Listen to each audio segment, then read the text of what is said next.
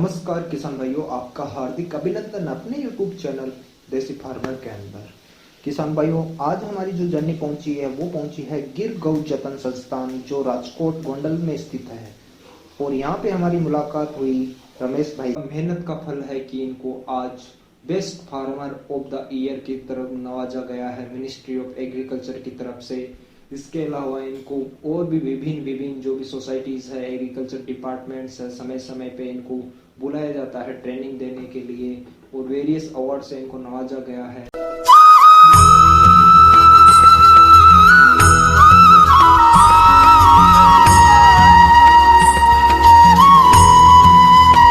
आप अभी सामने देख सकते हैं, रिसेंटली इनके यहाँ पे अपने जो सेंट्रल एग्रीकल्चर मिनिस्टर है डेयरी फार्मिंग के, पुरुषोत्तम रूपाला जी, इनके यहाँ डेयरी फार्म में विजिट किया था और इनकी काफी अच्छी तारीफ की थी। उसके कुछ छाया चित्र आप सामने देख सकते हो। समय समय पे यहाँ पे आईपीएस, बड़े बड़े जो पॉलिटिक्स एग्रीकल्चर डिपार्टमेंट से लोग जुड़े हैं वो यहाँ आते हैं रिसर्च करने के लिए। स्टूडेंट्स भी यहाँ आते हैं और वो यहाँ से काफी अच्छा कुछ सीख के जाते हैं।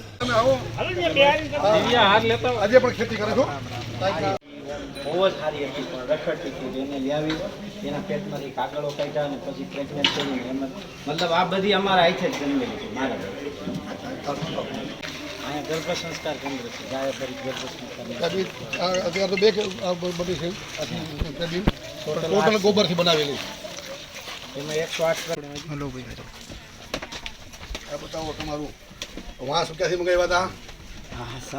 આસામથી વાંસ મંગાવી આખું આ પેલા કચરું મૂકેલું પછી આ ગોબરથી લીપી નાખ્યું અને આવા ત્રણ બધા કોઈ પણ આવે ગેસ્ટ એને રહેવા માટે ગેસ્ટ માટે આખો અને અમેરિકાથી અહીંયાથી લોકો રહેવા આવે છે એનું બુકિંગ છે અત્યારે દિવાળી પછી આવશે એક નાઇટના 6000 રૂપિયા એક ફેમિલી એટલું બધું મોંઘું રાખો ખાવા અમેરિકા વાળાનો હોય ને ડોલરમાં ગણો તો શું થાય? જો આ રમેશભાઈ ફેવરભાઈ હવે બરાબર।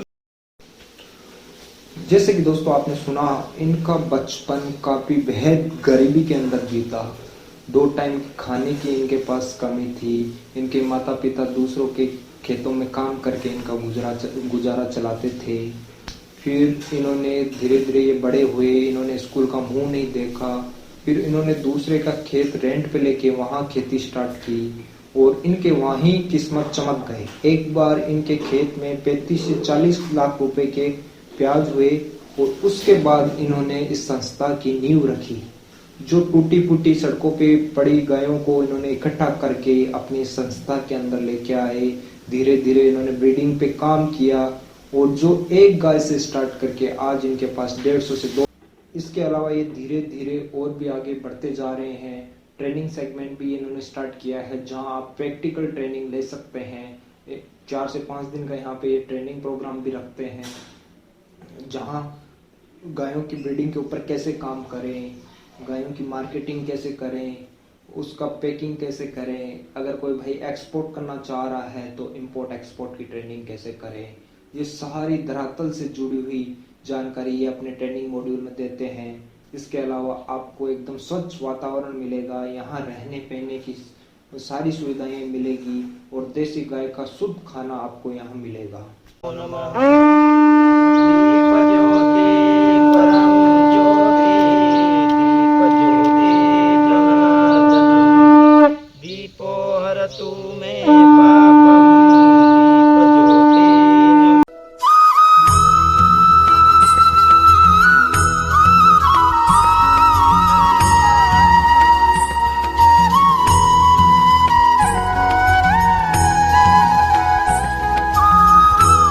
ये बताइए, इन गायों को आपने बाहर निकाला है, बाहर निकाल के कहाँ ले जा रहे हो इनको?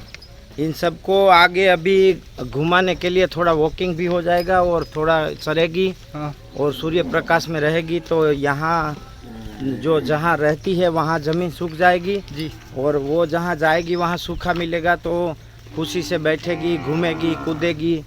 ये सब उसकी रोज़ की प्रोसेस है तो एक्सरसाइज भी हो जाएगी जी। और सभी मतलब एक के साथ दूसरा विज्ञान जुड़ा हुआ रहता है। गाय ही मातृत्व, वात्सल्य, करुणा, प्रेम, भाव, दया, लागणी, दान, ये सब चीज़ों की जननी है। मतलब गाय से ही सब कुछ है। गाय अपने जीवन में किसी भी आनंद को नहीं प्राप्त करती, मात्र और मात्र वो देती ही देती है। गोबर भी हमारे लिए, दूध भी हमारे लिए, गौमूत्र भी हमारे लिए, बछड़ी भी हमारे लिए, बछड़ा भी हमारे लिए, मरती है तो चमड़ा भी हमारे लिए।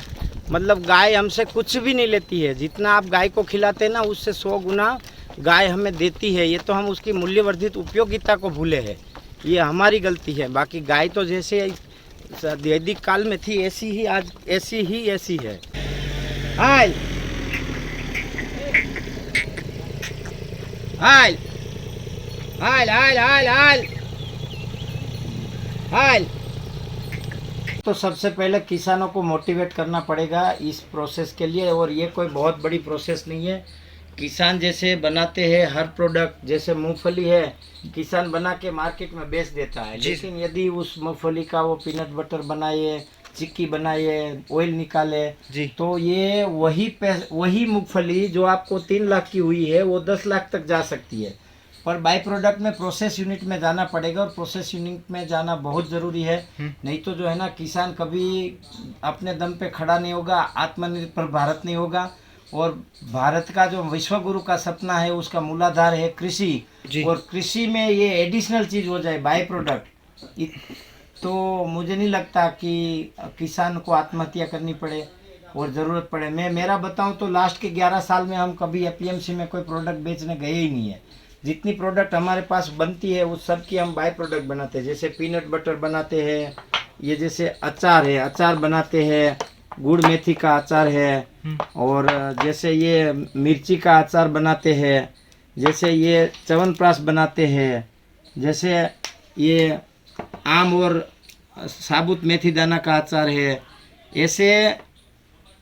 ऐसे प्रत्येक प्रोडक्ट, हमारे खेत की सभी प्रोडक्ट जो है, ये जैसे हल्दी मेरे ही खेत में होती है, हाँ, और इसका कहीं पर भी एनालिसिस करवाओ जी सर। इसमें 4.11 करक्यूमिन मिलेगा। मैं जैसे कुछ दालों का पैकेट भी हाँ, देख रहा हूँ, दाल भी दे रहा जैसे ये अरहर की दाल हो गई, ये अरहर की दाल है, ये उड़द की दाल है जी, ये अजवाइन है, अजवाइन जो खेत में है जी सर, मेथी दाना है, लाओ जी सर, ये साबुत हल्दी है जी, ये मेथी दाना है, जी सर, ये धनिया है। आपने धनिया की वीडियो मेरी धनिया काटते हुए भी देखी होगी। जी सर, ये रागी है जी, हाँ, ये चना है जी, ये उड़द है, जी, ये तिल है।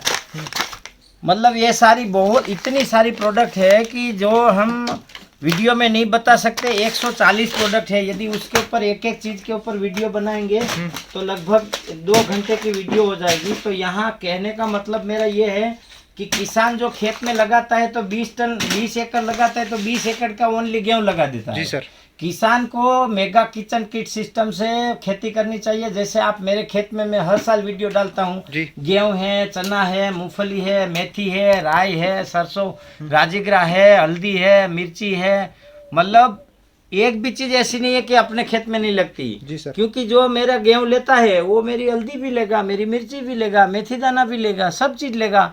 वो विश्वास पात्र व्यक्ति है तो उसके लिए जगह जगह पे घूमना नहीं पड़ेगा और किसान को ज़्यादा जगह पे मार्केटिंग नहीं करना पड़ेगा।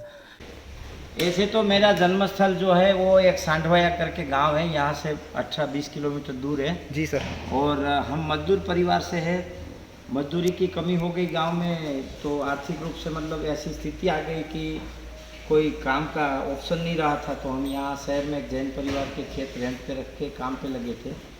तो पैसे नहीं होने के कारण हमने एक गाय थी जी, और 4-5 भैंस थी। जी सर, तो पैसे नहीं होने के कारण गाय का गोमूत्र और गोबर खेत में पिलाने का चालू किया। जी, केमिकल पेस्टिसाइड लेने के पैसे नहीं होते जी, तो उससे इतनी इनकम हुई कि जो आसपास वालों से 10 गुना इनकम हुई। एक साल 35 लाख की प्याज हो गई। तो ये 10 एकड़ ज़मीन खरीद लिया। और जब एक गाय थी फिर धीरे धीरे विश्वास बढ़ता गया, उत्पादन बढ़ता गया। तो धीरे धीरे हमने फिर ऐसी गाय लाए जो बिना पैसे से, मतलब किसी के थन बंद हो, किसी को पेट में कागज़ हो, किसी को यूट्रस की प्रॉब्लम हो, किसी को यूट्रस बाहर आ रहे हो, पर गाय टॉप क्वालिटी की, मतलब अच्छी पेडिग्री और ब्लड लाइन वाली।